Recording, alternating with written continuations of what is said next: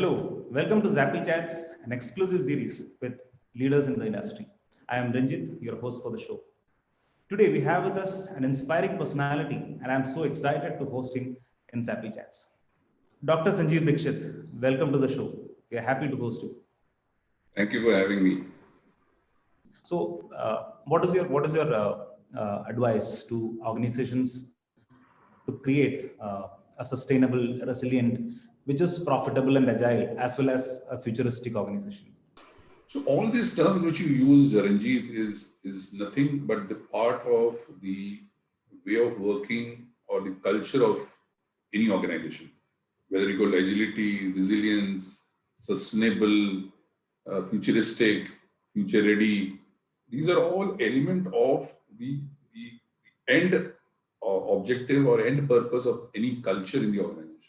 Now, first thing first, I think the high time for every senior management and leadership is to understand how much they are aware about the culture so that they know as is basis so that they can move to 2B.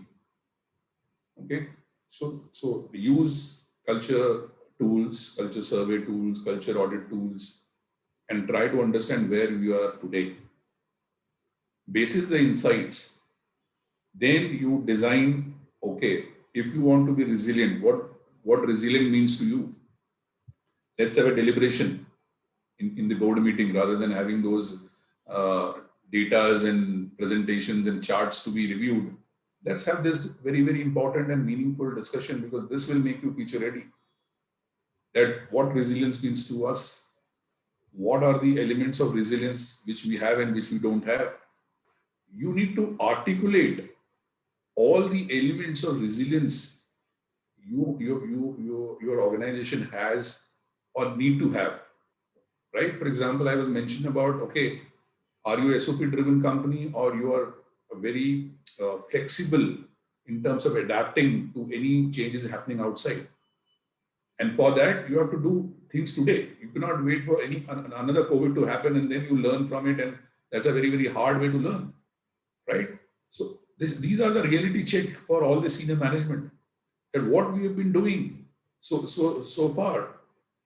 We have Ivy League education, we have bestest of MBAs, but how we have used that? It's a sheer wastage of talent and knowledge. We've been doing the same conventional cliched thing. Let's create a strategy, let's create a great plan, let's execute it to the last T and last mile and try to achieve result. What you have achieved? Nothing. COVID has exposed you left, right, and center. So my point is, high time we should shift our focus from strategy-based culture to culture-based strategy. Resilience, agility, future ready, futuristic, all are the element of a culture. Understand what you have today, what are the things you need to build over the period, and make it part of your, as I said, business strategy agenda. Every quarter, you should be reviewing how you're progressing on your culture KPIs. What are the culture KPIs? Culture KPIs are what is the kind of scores you have achieved in your culture audit, how you're improving, what you are doing actually on the ground to improve those culture scores. What are the kind of investment you have done on those culture improvement interventions? What is the kind of ROI you are achieving on those interventions? Return on investment, right? What are the kind of various mechanism you're creating to ensure that there are consequences within the organization which either reinforces the culture or which bring the people or align the people towards that culture. It could be your reward and recognition, it could be your entire policies, all systems, framework, everything is focused toward one thing called culture.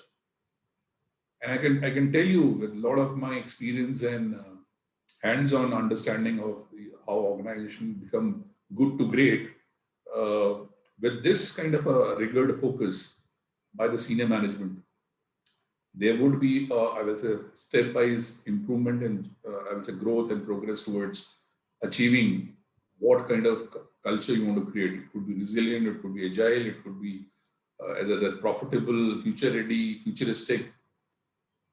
innovative. For example, I was listening to one of the interviews by the Amazon founder, Mr. Bezos, Jeff Bezos, and he was mentioning that I don't ever discuss with my senior leadership team about what is happening in this quarter and next quarter or next year. I'm always 5 years ahead. So I'm thinking how Amazon should be looking as an organization 5 years ahead. Now, I don't know whether he was referring to culture, but I believe he was always talking about the kind of future which is still very, very fuzzy, to convert that fuzziness into reality today, 5 years from now.